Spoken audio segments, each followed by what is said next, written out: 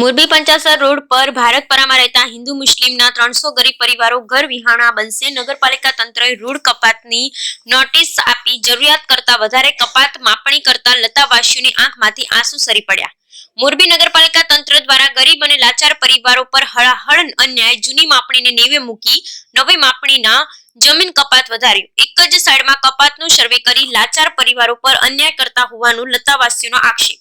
સરકાર શ્રી દ્વારા હર ઘર કો છત આવાસ યોજનાનો ફિયાસ્કો બોલાવતી મોરબી નગરપાલિકા તંત્રનો કિસ્સો સામે આવ્યો છે, જેમાં નગરપાલિકા તંત્ર દ્વારા મોરબી પંચાસર રોડ પર આવેલ ભારતપરામાં છેલ્લા 45 વર્ષથી કાચા પાકા મકાન બનાવી ટકનું કમાઈને ટકનો વેપાર કરી વસવાટ કરતા હિન્દુ મુસ્લિમ ગરીબ પરિવારો જે છેલ્લા 45 વર્ષથી લાઇટ બિલ, નગરપાલિકાનો વેરો, આધાર કાર્ડ, રેશન કાર્ડ ધરાવતા હોવા છતાં લાંબા સમય પછી પાલિકા તંત્ર જાણે ભર નિંદ્રામાંથી ગરીબ લાચાર પરિવારોને હેરાન પરેશાન કરવા જાગ્યું હોય તેવી રીતે રોડ કપાતની નોટિસ આપી તાત્કાલિક રહેણાંક ખાલી કરવાની સૂચના આપતા ગરીબ પરિવારોની આંખમાંથી આંસુ સરી પડ્યા હતા. આ રોડ કપાતમાં જૂની માપણીને નેવે મૂકી પાલિકા તંત્રએ નવી માપણીનું સર્વે કરી એક જ સાઈડમાં 100 ફૂટ કપાતનું સર્વે કરી લતાવાસીઓ પર હળાહળ અન્યાય કરતા હોવાની બૂમ ઉઠી છે. ત્યારે આ ગરીબ પરિવારોને શિયાળાની ઠંડીમાં રહેવા માટે અન્ય કોઈ સ્થળે જગ્યા ફાળવવામાં આવી નથી કે વૈકલ્પિક વ્યવસ્થા પણ કરાઈ નથી, જેથી લાચાર ગરીબ પરિવારો આ રોડના વિકાસના કામથી ઉપર આસમાન નીચે ધરતી જેવી ગંભીર હાલતનો સામનો કરવા જેવી પરિસ્થિતિ ઊભી થઈ છે.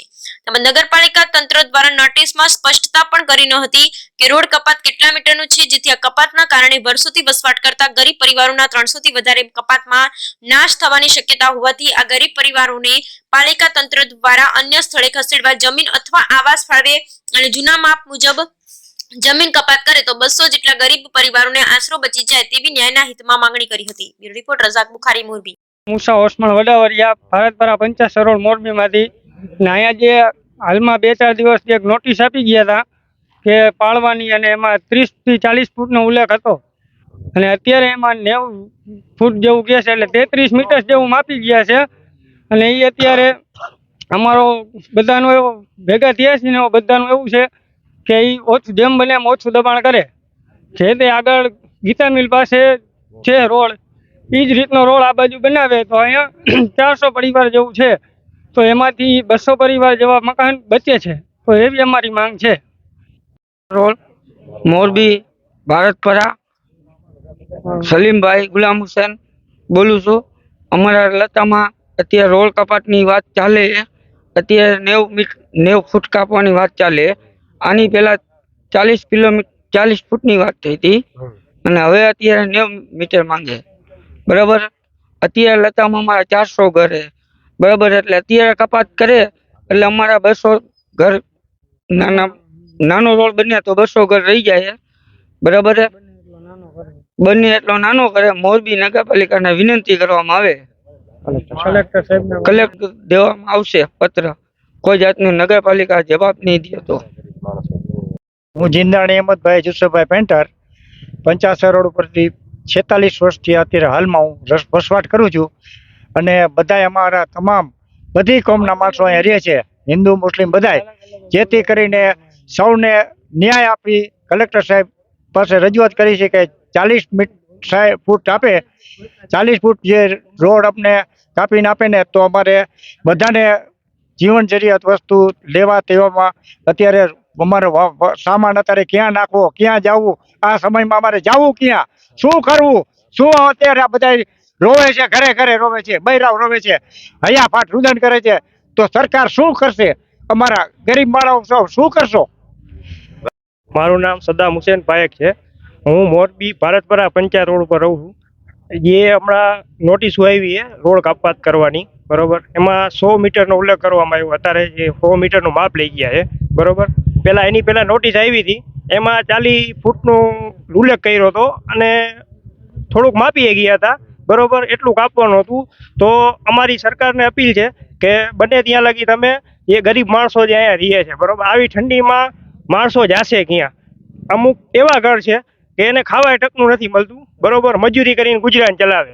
10 બાય 10 ની ઓયડીમાં રહીએ માણસો, બરોબર, બેવા વરત રહીએ છે, કોઈનું છે નહીં અત્યારે, બરોબર. જે ગરીબ માણસો એ સરકારને એટલી અપીલ છે કે જેમ બને એમ ઓછું કપાત કરો. અહીંયા 400-500 પરિવાર રહીએ છે, બરોબર, એ 45 વર્ષથી વસવાટ કરે છે.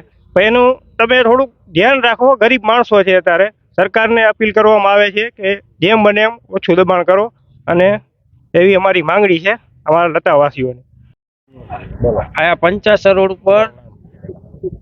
ઉપર વસવાટ કરે બધાય, એમાં પાડવામાં દબાણમાં થોડુંક ઓછું થાય એવું સરકારને વિનંતી છે કરવાની. રાણાભાઈ વિસાભાઈ પરસારિયા, બરોબર, જેટલી બને એટલી ઓછું થાય એવું કરવાનું છે સાહેબ. હા, કાદરભાઈ મામદભાઈ ગાલબ બોલું છું, ભારતપરા 50 રોડ ઉપરથી. આજ 500-600 માણસની નોટિસ આવેલી છે. 500-600 ખોયડા કપાઈ છે. અહીંયા બધાય ગરીબ માણસો રહીએ છે. આજે અમે 40-50 વર્ષ ત્યાં રહી છીએ, 40-30-35 વર્ષ ત્યાં. અમારો જલમે નહોતો અમુકનો અહીંયા, તેદુના અમે રહી છીએ. અમારી અહીંયા 5-5 વહુ આવી ગઈ છે ઘરે, 2-3 વહુ આવી ગઈ છે. ગરીબ માણસનો લતો છે. ભારતપરા 50 રોડ ઉપર અહીંયા કપાત આવે છે 60-60 ફૂટ.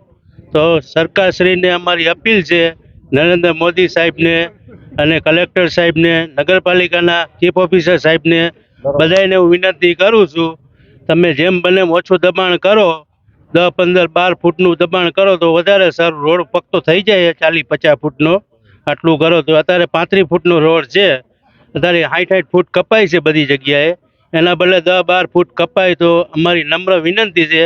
અહીંયા 90% બધાય હિન્દુ, મુસ્લિમ, શીખ, ભરવાડ બધાય રહીએ છે. એ બધાને આ 35-40 વર્ષથી રહીએ છે.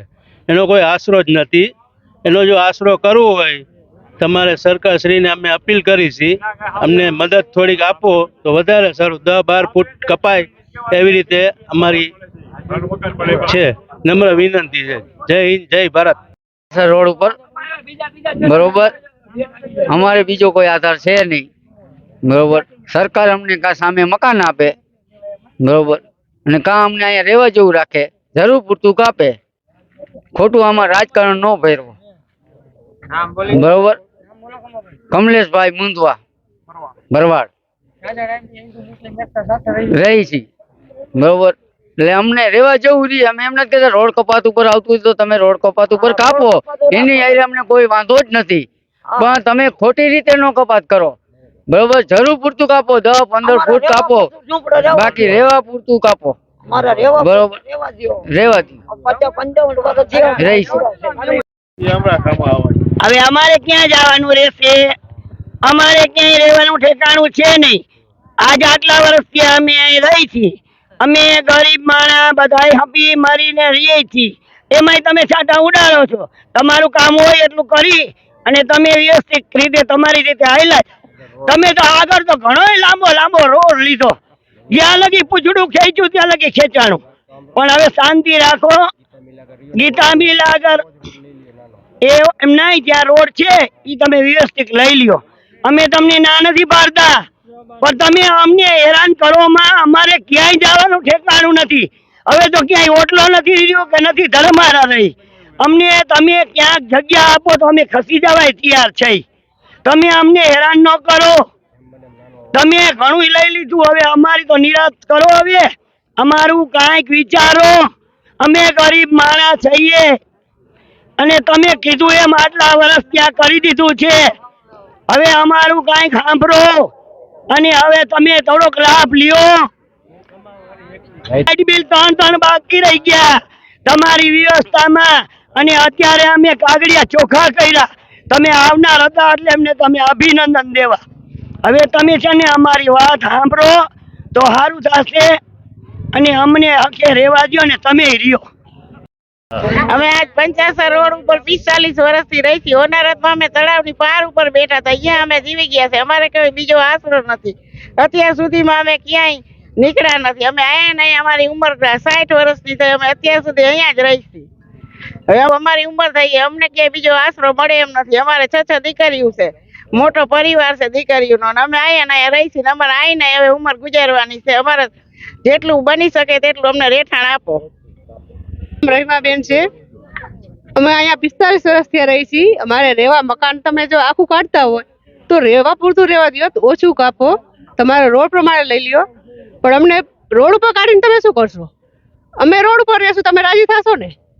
અમારે રોડ ઉપર રહેવા સિવાય અમારે કોઈ આધાર જ નથી. અમને મકાનમાંથી કાઢો, મકાન પાડો તો અમે રોડ પર રહેશું, તો બીજે ક્યાં રહેશું? તમે મકાન દો તો અમે મકાનમાં રહી.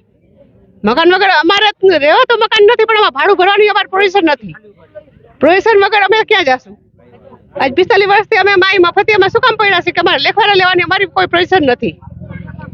તો મહેરબાની કરીને તમે થોડુંક તમારું હેંજા રાખીને અમારા મકાનમાં થોડું અમને રહેવા દો. તમારો રોડ પ્રમાણે રોડ કાઢી લઈએ.